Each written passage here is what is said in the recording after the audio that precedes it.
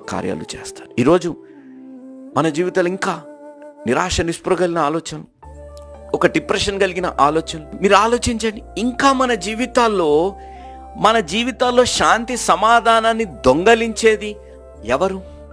మన జీవితాల్లో మనము అంటబెట్టుకొని ఉన్న ధూళి లాంటి పాపపు జీవితాన్ని బట్టి, ఆ వ్యసనాలను బట్టి మీరు ఆలోచించి, ఆ వ్యసనాలను బట్టి ఇంకా మన జీవితాలు ఇలాంటి బ్రతుకులు ఉన్నాయి.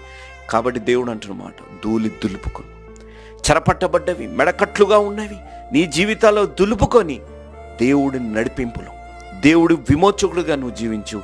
దేవుడు నీ జీవితాన్ని ఆశీర్వదించే విధంగా ఉంటాడు. ఓడిపోయావా?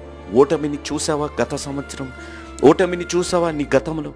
కానీ దేవుడు ఈ వాస్తవంలో ఈరోజు నువ్వు జీవిస్తున్న జీవితంలో విజయాన్ని ఇవ్వాలని ఆశ కలిగి, ఎప్పుడైతే నువ్వు దులుపుకుంటావు ఓటమిని, నిరాశ నిస్పృహని, ఇంకా నేను ఒక పనికిరాని వాడిని అలాంటి వాటిని దులుపుకొని నీ వ్యసనాలు